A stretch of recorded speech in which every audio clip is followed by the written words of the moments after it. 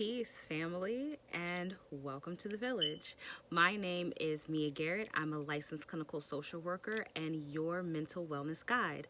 I'm also the owner of Village Life Therapy, where we are into creating safe spaces to learn and practice the skills of mental wellness. Today, we're talking about how the way that you respond to your triggers is an act of self-love.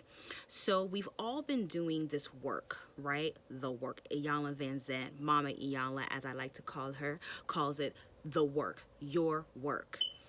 We've been assessing ourselves, right? Or being assessed. We've been showing up to therapy or paying attention to things like this. We've been reading the books. We've been powwowing with our girlfriends and our sister friends. We have been asking the questions and looking for the answers and trying to do better, right? We've been doing our work. And then the challenges come. We're triggered. And that in that moment is the time where you are going to either fall back into the comfort of your dysfunctions and the way you've always done things, or you're going to step up into your growth and you're going to challenge yourself to do those actions that say, I love me more than I love the attachments that I have to these behaviors, right? And I've been thinking about this phrase for a while now, that some of our behaviors serve our beliefs, not our growth, not our best self, not our future, not where we want to be. They serve beliefs that sometimes were born of trauma and dysfunctional family members, poor parenting. And we're not going to blame our parents, but we're just going to recognize and identify that they didn't always give us the things that we needed. Sometimes they gave us guilt, shame, and misplacement of our feelings, or how to misplace our feelings. Definitely not how to process them. So I was watching Will Smith. Will Smith has this amazing Instagram. And on one of his videos, he was describing how discipline is an act of self-love. And this really resonated with me because, he's talking about eating the pizza. How you have this internal dialogue with yourself that says, hey, man, you could eat that pizza, but it's really gonna mess up your diet. Or you can go after that girl or that guy, but that's your family member's husband or wife, and you really don't want to do that. So it's almost like this picture that we have of ourselves in our mind, that if we choose road A, we're going to just be taking steps to more closely align with the vision that we have for ourselves. If we take path B, then we're going to fall back into the same old bullshit that we've been doing, and the same old dysfunction that we've been experiencing, the same old relationships and habits that we've had all our lives. So this is your opportunity to show and prove not only your growth, but your self-love and self-worth to yourself. Sometimes we look outside of ourselves in order to be validated and to be loved. When these are the opportunities, our responses to when we're triggered is a time where we can show up for ourselves over and over and over again. And when we do, we're only getting closer to that vision of ourselves, of our highest version, of our best self, right? And when we do that, I have my notes, of course, that I'm looking at. And when we do that, we start to see self-love as a set of actions, right? So self-love as a set of actions is A, putting yourself first. If you are triggered and you're in a situation where you can choose to have compassion, not just compassion, but you can choose to make the other person feel better with your response. That's one way to do it. Or you can put yourself first and put up a boundary, disallow communication, or challenge that person to be better. That means putting yourself first, not just taking whatever it is that they're giving. Put yourself first. Action of self-love, number one. Number two is build yourself up, empower yourself. This is about knowing yourself and doing the things that it takes in order to make yourself feel good and feel strong. For me, that's yoga in the morning, that's meditation, that's goddess baths, that's taking care of my hair, taking care of my body. It's creating, doing this, engaging with my audience, engaging with the people that I love, my children, doing the things to keep myself strong. However, that's not always easy. It's not always easy to disrupt the patterns that we're already in, because my natural pattern could be to grab my phone as soon as I wake up in the morning, roll out of bed the last minute before it's really time to get up because I have 3 kids to get ready for the day and myself. It could be to neglect my hair and just wear it in a bun every day. But those actions, even though they feel comfortable, even though they're easier, they don't get me any closer to my best self. And it's not an act of self-love. It's not an act of discipline. And so think about what your acts of discipline that portray self-love, that speak to self-love, think about what those things are for you. And you got to do a little bit of assessment with this. You have to do a little bit of questioning of yourself to dig deep and find. And you have to do a little bit of trial and error. There's nothing wrong with getting things wrong the first time or the second time or the third time. You may think that yoga or meditation first thing in the morning is exactly what you need.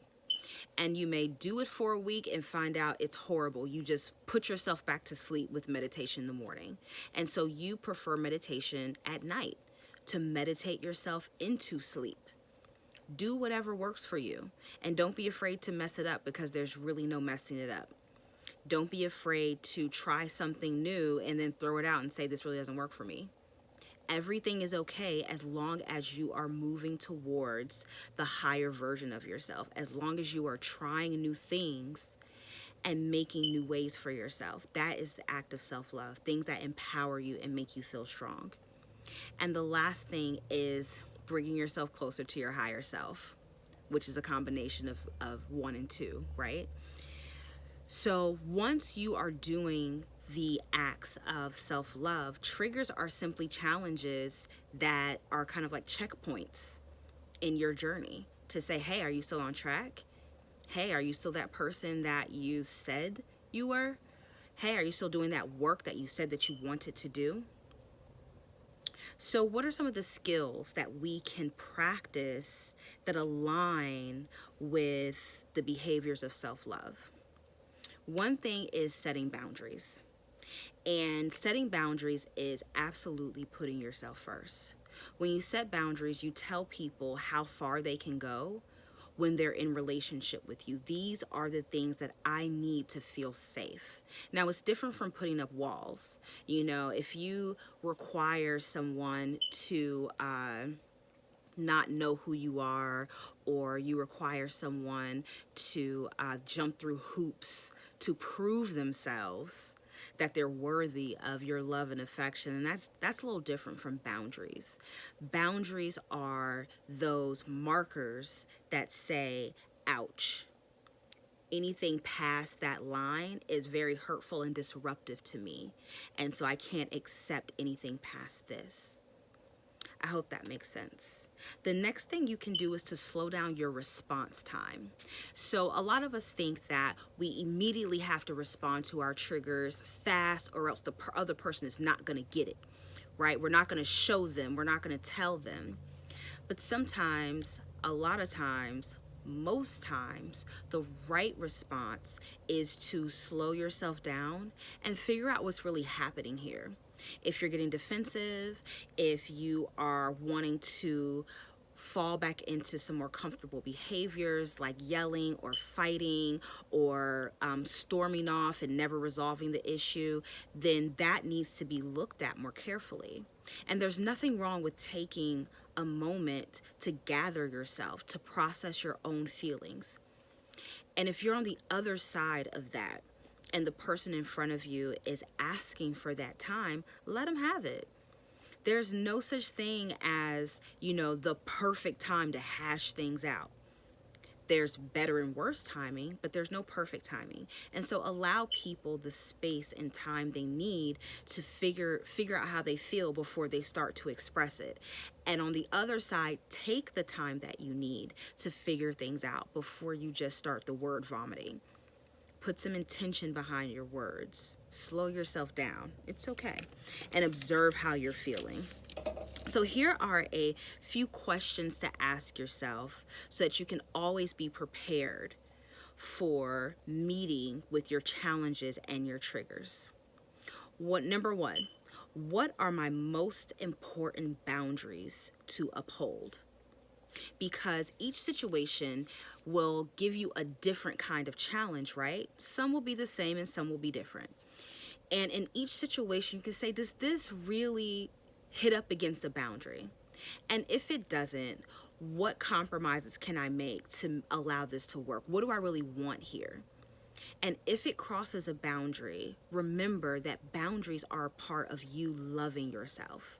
It's a part of self-worth.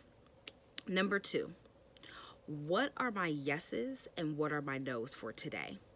Now, this is a question that you ask yourself first thing in the morning. This way, you can set yourself up to be prepared for anything that triggers you during the day that is associated with some of those boundaries. What are my yeses for today and what are my nos?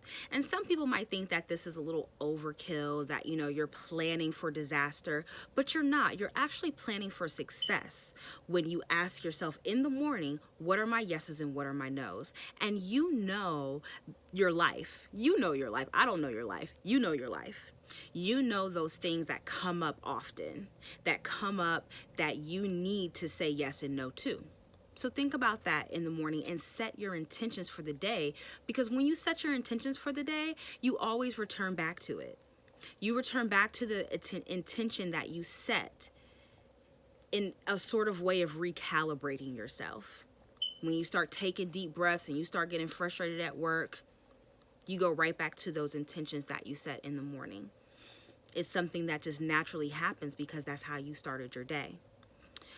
And question number 3, what situations have been triggering me lately that I need to assess and look out for?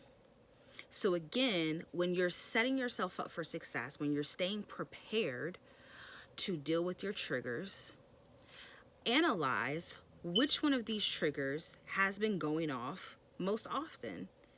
And what's really there? Why am I being so triggered by this one situation? So these are your questions. I hope this has been helpful. I try to keep these short and sweet and to the point and concise, but let me know. I welcome your comments. I welcome your questions. Please, if this was beneficial to you in any way, please share it, because we're all going through the same things. We all have the same types of circumstances, just with different characters, just at different levels. And so, like I said, if this benefited you, please share it. Please honor me with a like and honor me with your attention with a subscribe. And please do think about hitting that notifications, turn the notifications on for my channel, because everything that comes from here is going to be to benefit your journey towards mental wellness. I am your support. I'm here for you. So I will see you guys next time. Thank you so much for being here. Peace.